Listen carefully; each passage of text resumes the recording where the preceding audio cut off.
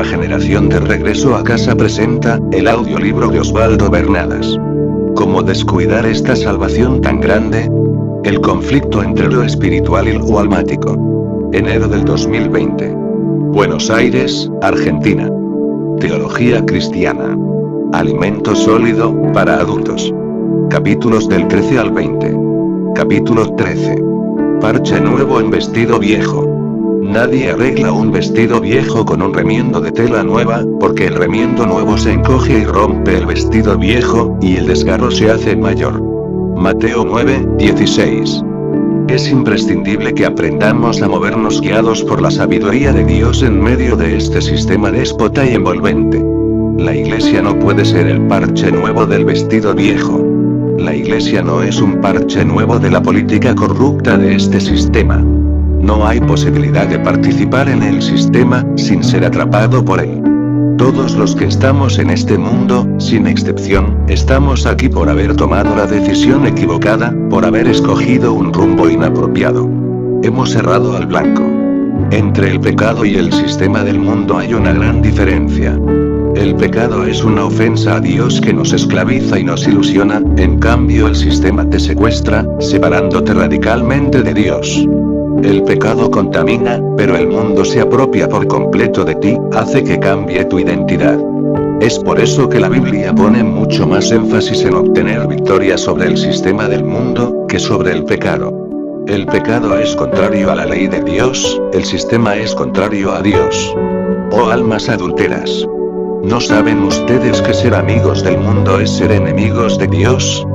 Cualquiera que decide ser amigo del mundo, se convierte en enemigo de Dios. Santiago 4:4. El mundo es enemigo de la cruz. El ser humano se encuentra prisionero del sistema. Has sido raptado y apartado de tu verdadera familia y de tu casa. Dios ha organizado un operativo gigantesco con el fin de rescatarte. En ese operativo se ha involucrado Él mismo, ha involucrado a su Hijo amado, al Espíritu Santo, a los ángeles del cielo y a su iglesia.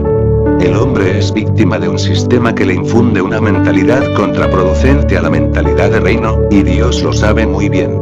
El sistema nos condiciona tanto, provocándonos a pecar una y otra vez. El sistema es ese enemigo sin rostro que maneja las agendas donde se dictan las tendencias, las modas y las formas de vivir, de las que todos somos cautivos. Estamos inmersos en un sistema del que no es fácil salir. La naturaleza de la esclavitud hace a sus víctimas tan miserables que al fin, por miedo de ser libres, multiplican sus propias cadenas. Cuando volvemos en sí, y descubrimos todo este gran engaño, se nos revela el nuevo pacto, la gracia de Dios y el propósito eterno, y es ahí donde surge el gran desafío y la vida adquiere un sentido valioso. Por la cruz de Cristo yo he crucificado al mundo, y el mundo está crucificado para mí. Necesito apartarme y vivir en santidad. No podemos seguir participando de todo este gran engaño. No podemos seguir adhiriéndonos con gente de mentalidad anti-reino. Es preferible asociarse con el fuego antes que asociarse a un hombre materialista. El fuego solo puede quemar tu cuerpo, en cambio el hombre materialista quemará tu alma. Vivir en este mundo no es un juego, es algo realmente serio. Podemos estar en el culto, cantar y danzar, pero luego saldremos y la cosa cambia. No somos el caramelo del mundo, somos la sal de la tierra, algo que la gente quiere escupir en vez de tragar. Charles Spurgeon. Si queremos recuperar nuestro hogar y nuestra herencia, si queremos vivir una vida plena y abundante, tendremos que ir en contra del sistema. Es tiempo de que las cosas del mundo sean vistas como cosas sin sustancia, como sombras virtuales, como vidrios de colores sin valor. Dios nos está llamando a descubrir el mayor de los tesoros. Además, el reino de los cielos es semejante a un tesoro escondido en un campo, el cual un hombre halla y lo esconde de nuevo. Y gozoso por ello va y vende todo lo que tiene y compra aquel campo. Mateo 13:44-46. Capítulo 14. El Club de la Santidad. Nombres como Martín Lutero o Juan Calvino nos vienen a memoria cuando hablamos de protestantismo o la Iglesia reformada del siglo XVI. Aún así, si hay un ministerio significativo, que impactó mi corazón, fue el ministerio de John Wesley, el padre del neoprotestantismo. La vida de Wesley abarcó casi todo el siglo XVIII.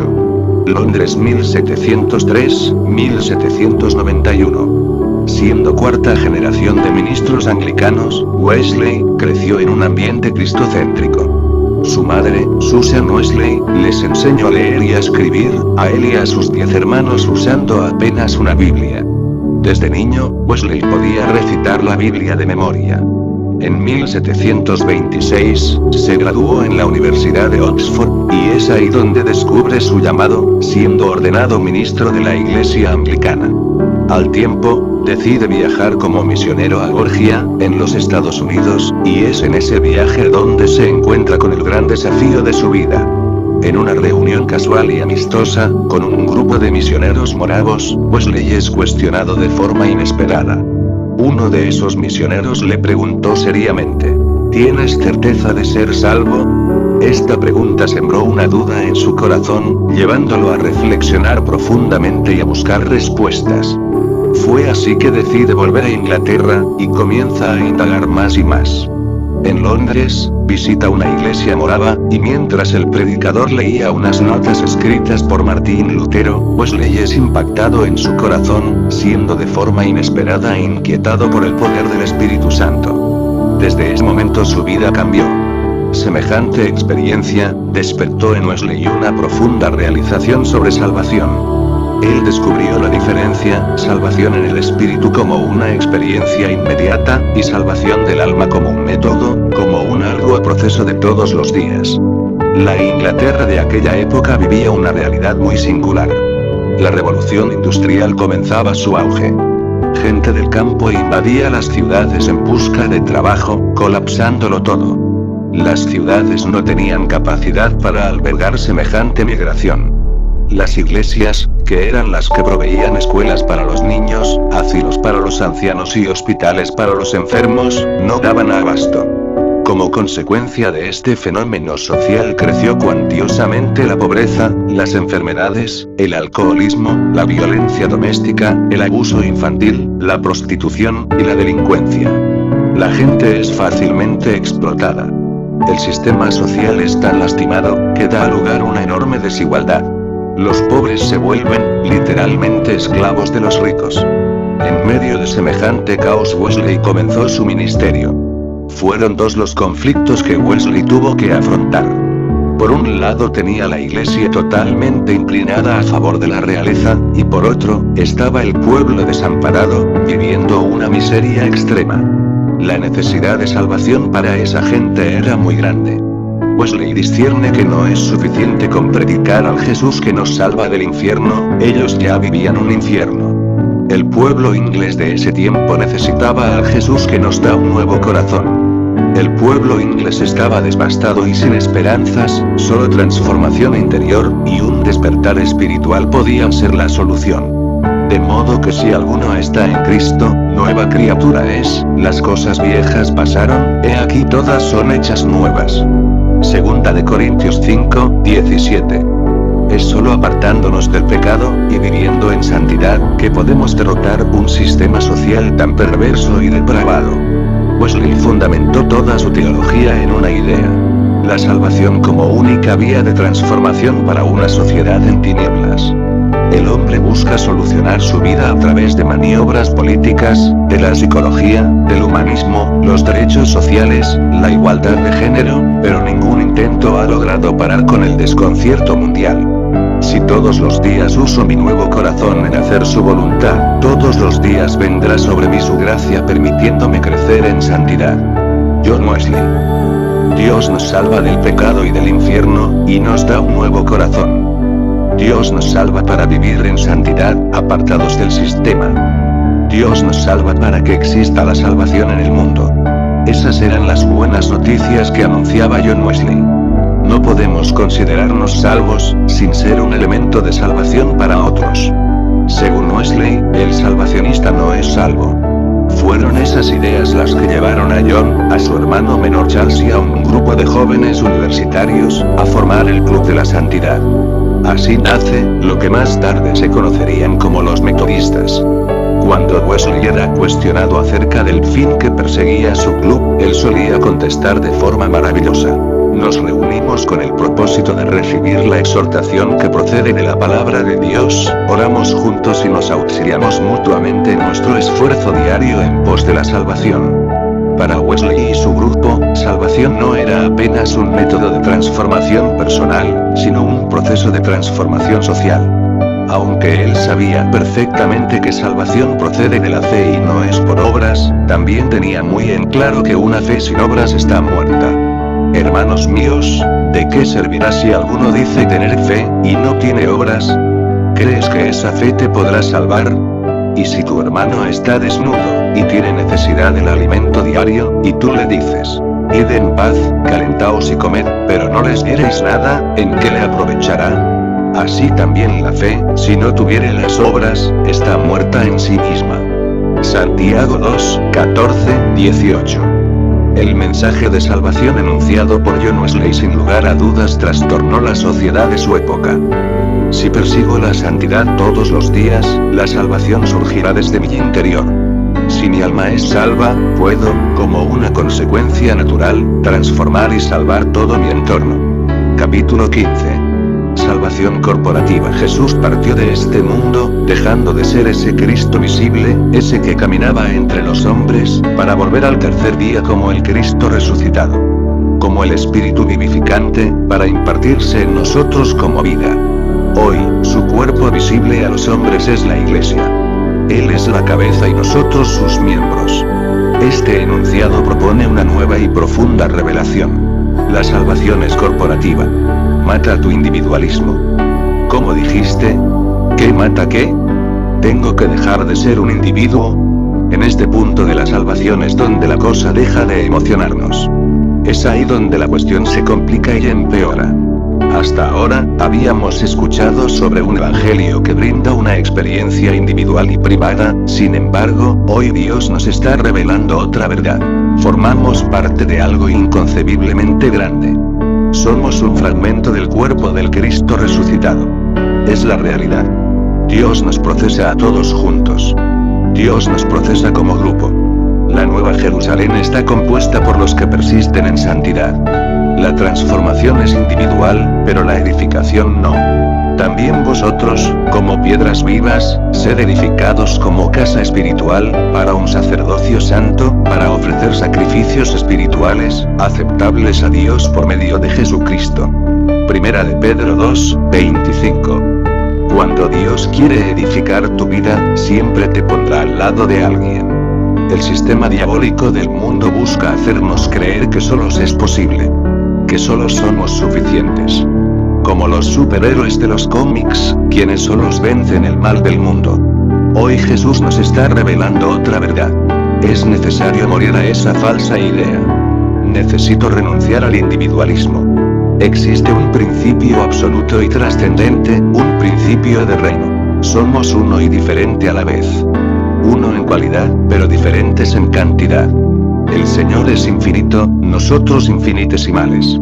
Tal como la gota y el océano. En la pequeña gota se encuentran las propiedades originales del entero océano. Capítulo 16. Salvación progresiva. Podemos soñar, diseñar y determinar nuestros destinos. Aquello que hoy señoree en tu alma, será lo que defina tu mañana.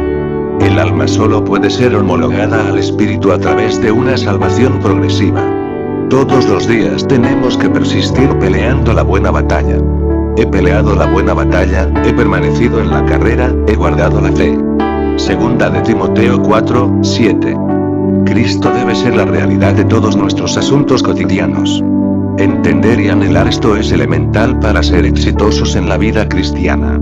No podemos darnos el lujo de obviar este tema, y al mismo tiempo pretender despertar nuestra identidad espiritual. Salvación no es un tema simple. Salvación es un tema complejo. Podemos comprender salvación doctrinalmente. Eso no es tan difícil. Entender y aceptar a Jesús como nuestro Señor y Redentor no es algo complicado. Lo difícil es comprender que Jesús es nuestro precursor. En hebreo encontramos la palabra prodromos, que significa precursor, mentor. Es un adjetivo que describe a alguien que va adelante. El que inspecciona el terreno previamente. El enviado a examinar el camino. Para ser salvos del pecado y de la muerte en el infierno necesitamos un redentor. Eso está claro, eso no es difícil de entender. Pero para alcanzar la gloria eterna necesitamos un guía. Precisamos tener un mentor que nos ayude todos los días. Alguien que vaya adelante. Necesitamos comprender a Jesús como el precursor. Esperanza por la cual poseemos un seguro ancla del alma, que penetra el velo, caminando delante como nuestro precursor. Hebreos 6:20. La obra ejecutada en la cruz abrió las puertas de acceso a una dimensión diferente. A la dimensión del reino eterno. Mientras Jesús compartía con sus discípulos la última cena, Él les dio instrucciones muy relevantes acerca de estas cosas. Él les anunció su muerte inminente, delegándoles la gran comisión. Esas instrucciones no fueron fáciles de asimilar para ellos. Cuando Jesús les hablaba de esta gran salvación ellos no lo comprendían, y sus mentes se turbaban. Por eso, en aquella noche, Jesús les dijo: no se turbe vuestro corazón. Creéis en Dios, creed también en mí. En la casa de mi Padre muchas moradas hay. Si así no fuere yo os lo hubiera dicho, voy, pues a preparar lugar para vosotros. Y si me fuere y os prepararé lugar, vendré otra vez, y os tomaré a mí mismo, para que donde yo estoy, vosotros también estéis. Juan 14:1-3. Jesús nos garantizó su retorno. No se turben, tengan paz. Jesús habló de un lugar con espacio suficiente. Su firma personal quedó registrada en esa promesa de salvación. Él dijo: os tomaré a mí mismo. Semejante expresión de amor superó mi capacidad de entendimiento. Él también señaló: nadie tiene un amor mayor que este, que uno dé su vida por sus amigos. Juan 15:13. Del mismo modo como Él un día nos sacó del mundo, un día Él vendrá a tomarnos en su gloria. Miramos hacia ese día, nos preparamos con aceite en nuestras lámparas. Todo aquel que persiste en esa esperanza, poniendo sus ojos en Él, se purifica a sí mismo y se capacita. Primera de Juan 3:3. La persona almática vive temerosa ante la transición que implica la muerte. El que vive en espíritu y en verdad, sabe que ese es el tiempo de regresar a nuestro verdadero hogar. El tiempo de volver a casa. Porque para mí vivir es Cristo y el morir es ganancia. Filipenses 1:21. El Señor nos está cuestionando. ¿Qué clase de muerte estás preparando? ¿La muerte del desesperado, en medio de la oscuridad y la ignorancia, o la muerte de aquel que sabe que Jesús te está preparando un lugar en su morada, y que cuando lo tenga listo te vendrá a buscar? De la decisión que hoy tomes depende tu destino eterno. Capítulo 17. La gloria venidera. Mi necesidad no es mi salud, un trabajo, un ministerio. No. Mi necesidad es Él. Esas necesidades me llevaron a mi verdadera necesidad. Esta salvación es muy grande, no por el lugar de donde Cristo nos sacó, sino por el lugar en donde hemos sido introducidos. Cuando Cristo anunció su muerte, Él dijo: Padre, ha llegado la hora que el Hijo del Hombre sea glorificado. Jesús habló de la cruz como un lugar de gloria. Cuando Cristo, vuestra vida, se manifieste, entonces vosotros también seréis manifiestos con Él en gloria. Colosenses 3:4. La kabod significa gloria y se refiere a algo de sumo valor, implicando una manifestación de mucho peso. Dios nos está alentando a entrar en una dimensión de un valor sublime. El Señor nos está llamando a su gloria ilimitada. Su propuesta tiene la mayor estimación. Invertir en Dios siempre es el mejor negocio. Ninguna demanda de tu alma, ningún impedimento físico, ningún tormento mental, pueden tener mayor trascendencia que la manifestación de la gloria divina. Nada de lo que pueda sucedernos en esta existencia temporal, nos debe separar de semejante destino eterno. Pues tengo por cierto que las aflicciones del tiempo presente no son comparables con la gloria venidera que en nosotros ha de manifestarse. Romanos 8:18. Pablo vivía todo el tiempo perseguido, amenazado de muerte por hacer la voluntad de Dios, predicar el evangelio de salvación. Sus pruebas no le dieron tregua. En sucias y oscuras cárceles, amenazado y azotado. En ambientes tóxicos, diseñados para destruir la fe y la determinación aún del más fuerte. Aún así él veía todo eso como un leve sinsabor transitorio. semejante tribulación le parecía insignificante, comparada con el peso de la gloria venidera. Evidentemente, Pablo conocía algo que nosotros ignoramos. Ante el menor incidente, nuestro carácter no redimido sale a la luz. Murmuramos y nos quejamos por todo, incluso por cosas que son verdaderamente insignificantes. Pablo sabía perfectamente que cada tribulación vivida, le estaba proporcionando un futuro mayor peso de gloria para su vida. Esta leve tribulación momentánea produce en nosotros un cada vez más excelente y eterno peso de gloria. Segunda de Corintios 4, 17. La tribulación antecede la glorificación. Pablo nos reveló un secreto. No dudes. Si hoy estás transitando por un desierto, si hoy te encuentras atrapado en medio de una tormenta, no te angusties, es una señal auspiciosa, porque pronto vendrán días de gloria. Eso mismo, fue lo que Jesús le dijo a Marta en Betania. No te he dicho que si crees verás la gloria. Juan 11, 40. Marta estaba turbada por la muerte de su hermano Lázaro, ella no podía ver que ante sus ojos estaba parado el que venció a la misma muerte. Hasta el último día de su ministerio terrenal, el Señor tuvo que lidiar con la incredulidad y la poca fe de sus seguidores. Ellos no alcanzaban a comprender que es la fe que recibimos por gracia, lo que nos salva. No fue sino, hasta el día en que se pusieron de acuerdo, y unánimes en la fe, obedecieron persistiendo en oración. Y estando juntos, les mandó que no se fueran de Jerusalén, sino que esperaran unánimes la promesa del Padre. Hechos 1, 4. Cuando Jesús habló de ser unánimes, se refería a ser un alma. Él no dijo vuélvanse uno en el espíritu, él dijo sean una sola ánima, un solo alma. En esa unanimidad se esconde el poder del acuerdo. Les ruego, hermanos, por el nombre de nuestro Señor Jesucristo, que hablen todos una misma cosa, y que no haya entre ustedes divisiones, sino que estén perfectamente unidos en una misma mente y en un mismo sentir, siendo un solo alma. Primera de Corintios 1, 10. Nuestros problemas no habitan en el espíritu, están posados en el alma. Sin entender que la salvación del alma es un proceso de todos los días, dudo que puedas ser realmente salvo. Cuando impartes las buenas nuevas, y alguien es ganado para Cristo, esa persona te amará. Te considerará su padre espiritual y te hará regalos. Pero, en cuando intentes edificarla, la cosa cambiará. Esa misma persona que decía amarte, se sentirá molesta contigo, y tal vez hasta te abandone. Cuando comienzas a edificar a alguien en el diseño divino, la relación cambia y se enrarece.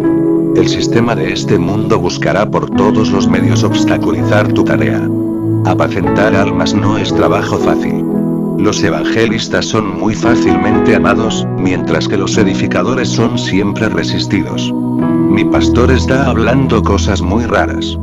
Mejor me voy a otra iglesia, donde no me compliquen tanto la vida. Los edificadores siempre son cuestionados y hostigados. Los apóstoles, fueron todos perseguidos y martirizados. Nada puede pasarte que Dios no permita y quiera que te pase.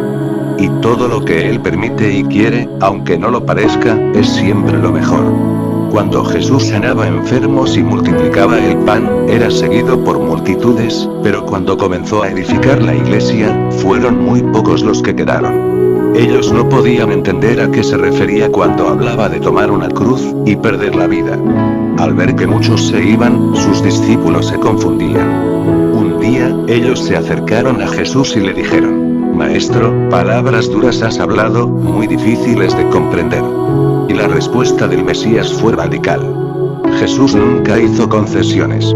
Viéndolos dudar, Jesús dijo a los 12, ¿acaso queréis vosotros iros también con ellos? Y Pedro le respondió: Señor, ¿a dónde iremos?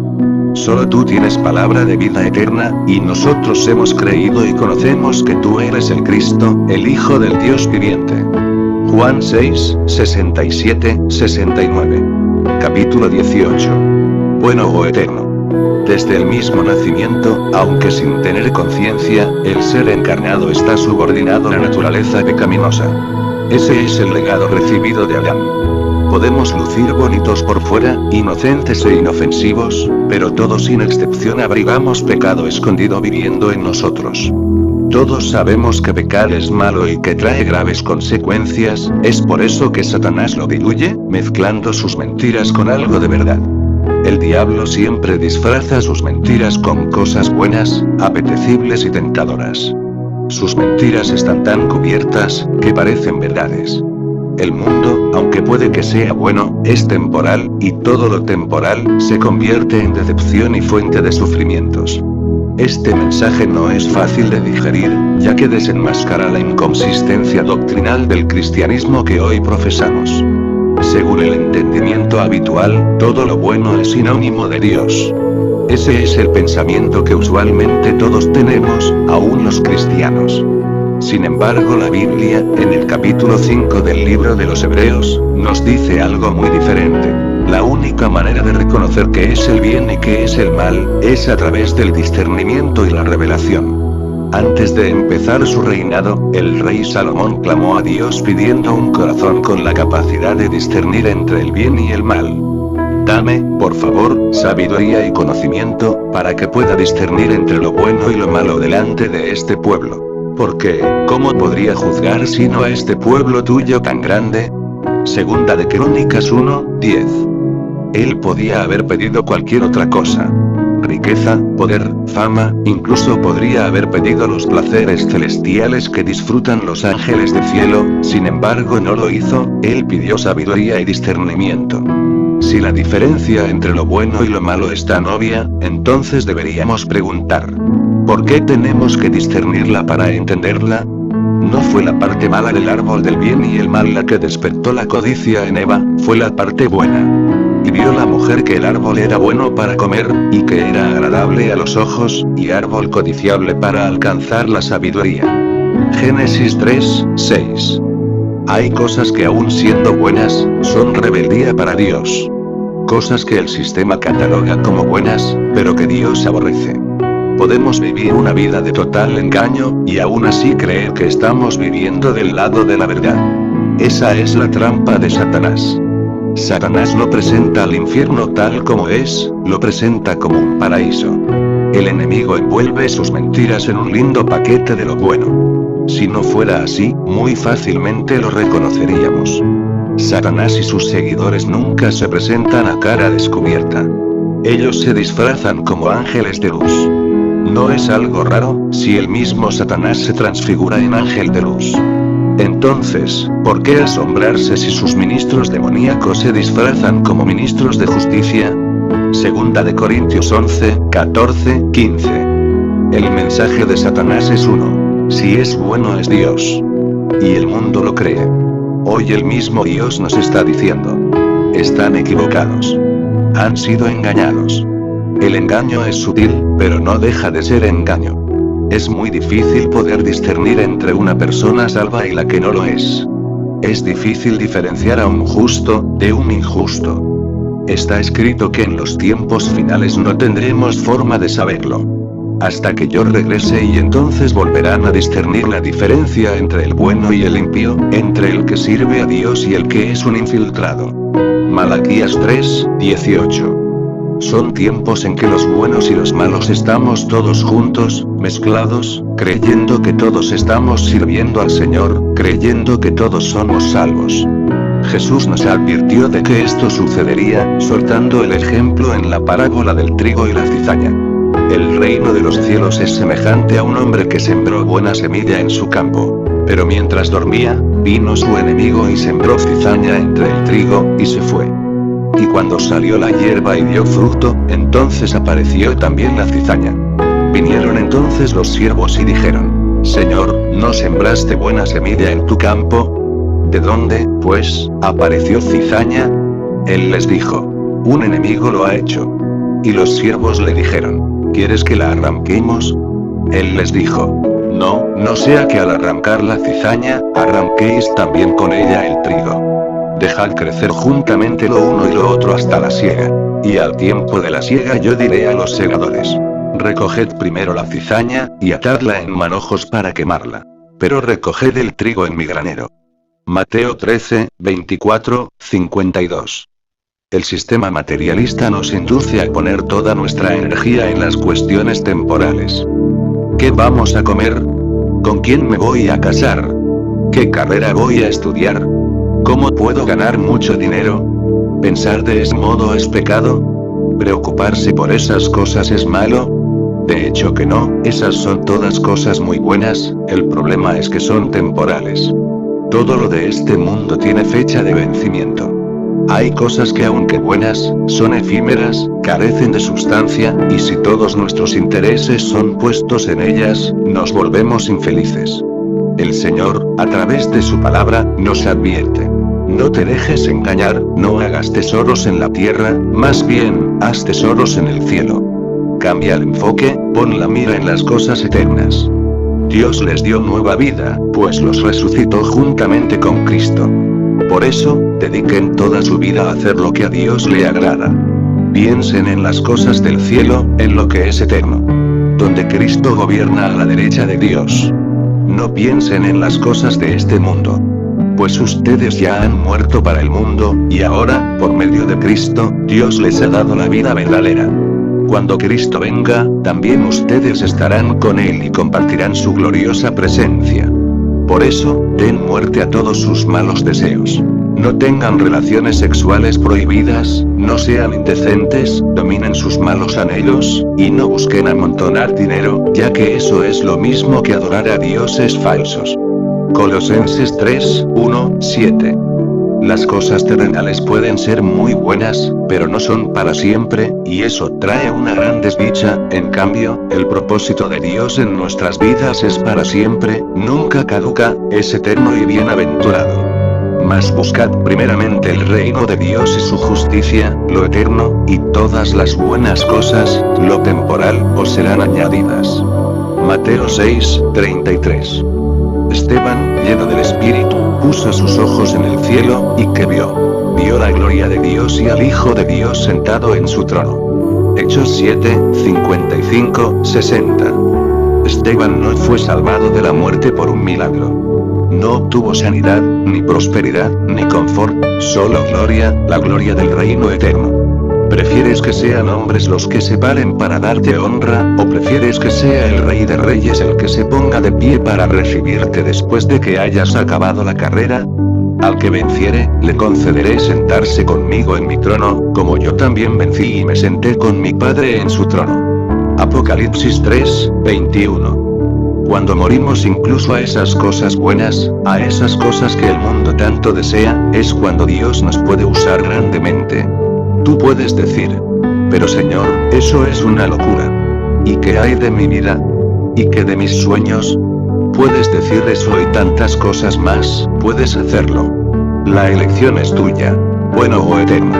Obediencia no es un sentimiento, es una decisión. Es una decisión que tomamos por inteligencia y buen juicio. ¿Acaso crees que Jesús quería morir colgado de una cruz? Solo la obediencia te da derecho a vivir plenamente feliz. Ralph Waldo Emerson. El Señor te dará el mundo entero, si no opones resistencia. Solo cuando todo lo viejo esté muerto, Él te dará lo nuevo y lo eterno. Capítulo 19. La cruz. ¿Por qué también Cristo padeció una sola vez por los pecados, el justo por los injustos, para llevarnos a Dios, siendo a la verdad muerto en la carne, pero vivificado en espíritu?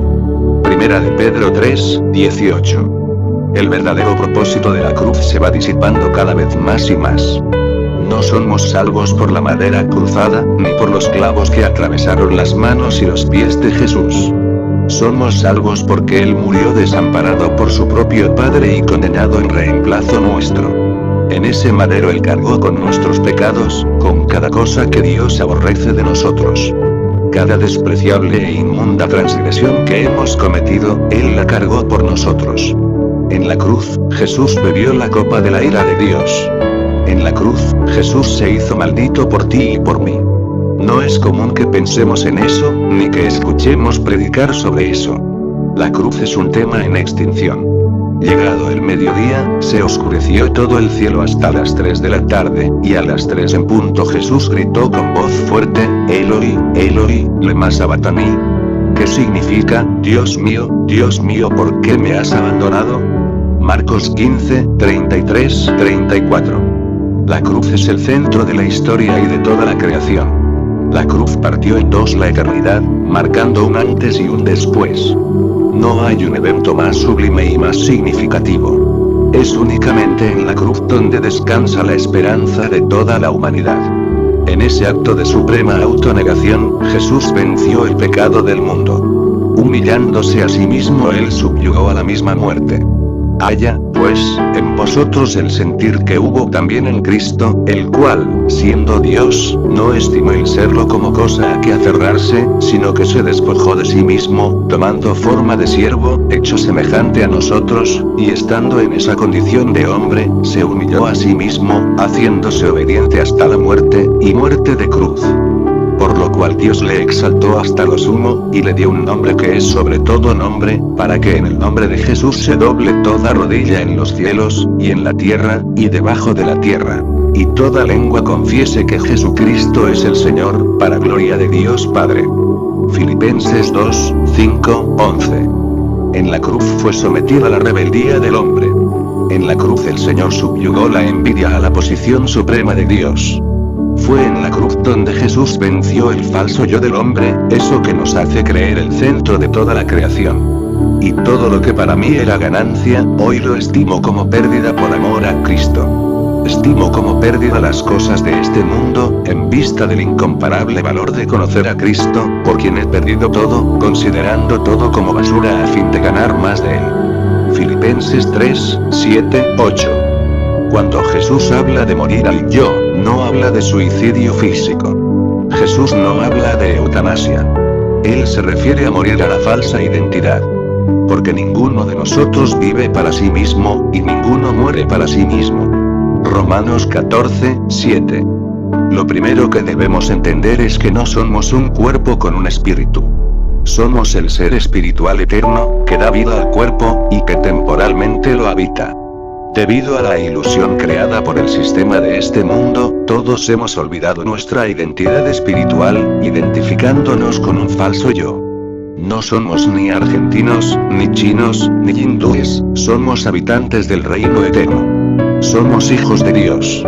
El Espíritu mismo da testimonio a nuestro espíritu, de que somos hijos de Dios. Y si hijos, también herederos. Herederos de Dios y coherederos con Cristo, si es que padecemos juntamente con Él, para que juntamente con Él seamos glorificados. Romanos 8, 16, 17. En la Biblia a ese falso yo se lo denomina de diferentes maneras. El viejo hombre, Colosenses 3, 9, la carne, Juan 6, 63, la naturaleza pecaminosa, Romanos 7, 25, la condición caída, Génesis 2, 17, la concupiscencia, Santiago 1, 14, el yo carnal, Romanos 7, 14, etc. Esa falsa naturaleza, y esa vieja vida a la que debemos morir. A eso hemos sido llamados. Instrumento escogido me es Él, para predicar mi nombre, y para padecer por mi nombre. Hechos 9, 5, 16. Este no es un mensaje popular. ¿Quién quiere oír de padecimientos? ¿Cuántos acudirían al llamado al altar, si el predicador dice: pasen los que quieran entregar su vida a Cristo, aceptarlo en su corazón, tomar su cruz y seguirlo, padecer por él y perder su vida en pos de él? Aunque suena como locura, eso es lo que dice la Biblia. A eso fue llamado Pablo, a eso fueron llamados los apóstoles. Hoy en día no está de moda ser mártir, aunque el Señor nos sigue llamando de la misma manera. Solo serás salvo si pierdes tu vida por mí. Hoy predicamos lo opuesto. El Señor te bendice con un auto nuevo, te prospera, te consigue novia, y te da trabajo. Hemos sacado a Cristo del centro de la iglesia, reemplazándolo por el ser humano. Las iglesias están llenas por miles de personas, que en nada afectan al sistema, mientras el pecado crece en el mundo cada día más y más. Los que obedecieron al llamado de Jesús fueron muy pocos, sin embargo ellos trastornaron al imperio romano y al mundo entero. Ese es el poder de la renuncia. Lo que para el mundo es locura, para nosotros es sabiduría y poder de Dios. Primera de Corintios 2, 14. Desde un lugar de aparente derrota y muerte, Jesús se hizo vencedor sobre todo, otorgándonos una salvación tan grande. despreciado y desechado entre los hombres, varón de dolores, experimentado en quebranto. Y como que escondimos de él el rostro, fue menospreciado, y no lo estimamos. Ciertamente llevó él nuestras enfermedades, y sufrió nuestros dolores. Y nosotros le tuvimos por azotado, por herido de Dios y abatido. Mas el herido fue por nuestras rebeliones, molido por nuestros pecados. El castigo de nuestra paz fue sobre él, y por su llaga fuimos nosotros curados. Isaías 53, 3, 5. Capítulo 20. ¿Quién dicen que soy yo? Mientras volvía de las aldeas de Cesarea de Filipo, Jesús hace una parada en su caminata, sus discípulos lo rodean y él les pregunta: ¿quién dice la gente que soy yo? Marcos 16, 13. A causa del mensaje y los milagros que Jesús realizaba, los apóstoles tenían un nutrido contacto con las muchedumbres. Ellos conocían lo que la gente opinaba de su líder. Fue así que ellos respondieron: algunos dicen que eres Juan el Bautista, otros dicen Elías, otros Jeremías, o algún profeta. Marcos 16, 14. Para la gran mayoría, Jesús era Juan Bautista que había resucitado. El mismo Herodes Antipas lo creía así. Esta opinión se había divulgado entre el pueblo, y al escucharla, Antipas estaba sumamente preocupado. Creer que Jesús fuera Juan, que había resucitado de entre los muertos, le infundía un gran temor. Lucas 9, 7. Para otro grupo, Jesús era una aparición de Elías. Lucas 9, 8. Según la estimación popular, Elías no había muerto. Muchos eran los que decían: Elías pronto vendrá para manifestar y ungir al Mesías. Otros pensaban que Jesús era la encarnación de Jeremías. Mateo 2, 17. Jeremías era considerado como uno de los grandes protectores del pueblo judío. Lo más probable es que se lo citara por el prestigio que tenía en el judaísmo, de quien se podrían esperar cosas extraordinarias. Para la minoría, Jesús era simplemente un antiguo profeta resucitado. Escuchando los comentarios que hacía la gente, y sin darle demasiada importancia, el Señor consideró este un momento de suma intensidad trascendental, e interrogando abiertamente a sus discípulos, les dijo: ¿y ustedes, quién dicen que soy yo? Marcos 16, 15. Como era de costumbre, mientras los otros 11 aún estaban procesando la pregunta en sus mentes, Pedro respondió sin dudar: tú eres el Mesías esperado, el Cristo eterno, el Hijo del Dios viviente. Marcos 16, 16. Al escuchar esto, Jesús con una bendición, le dijo a Pedro: bienaventurado eres, Simón, hijo de Jonás, porque esto no te lo reveló carne ni sangre, sino mi Padre que está en los cielos. Marcos 16, 17. La confesión de Pedro enuncia la divinidad de Jesús. Expresa su deidad. Al decirle: tú eres el Mesías, Pedro estaba revelando la posición supereminente de Jesús como autoridad en Dios, y declarándolo el Hijo, al que el Padre había enviado. Porque de tal manera amó Dios al mundo, que ha dado a su Hijo unigénito, para que todo aquel que en él cree, no se pierda, mas tenga vida eterna. Juan 3, 16. Jesús no mostró interés en lo que la gente en general pensaba de él. Él está interesado en saber qué significa para sus escogidos. A Jesús no le interesa, ni las opiniones de los científicos, ni la de los historiadores, ni la de los académicos religiosos. A él realmente le interesa lo que tú y yo pensamos de él. A él solo le interesa cuánta revelación has recibido de parte del cielo sobre quién es él y lo que significa para ti. ¿Cuán íntimo soy para ti? ¿Qué significado tengo en tu vida? El Señor busca intimidad, una relación de persona a persona. No es suficiente con decir: Jesús es mi Dios, y mi Salvador. No. Él espera escucharte proclamar: Jesús vive en mí, y camino con Él todos los días. Sin tener claridad de esto nos perdemos lo más grande y lo más íntimo de Él. Pensar de Jesús apenas como un líder religioso o un maestro espiritual reduce lo que Él verdaderamente es. Jesús debe ser el número uno en todo. ¿En tu vida en qué puesto está?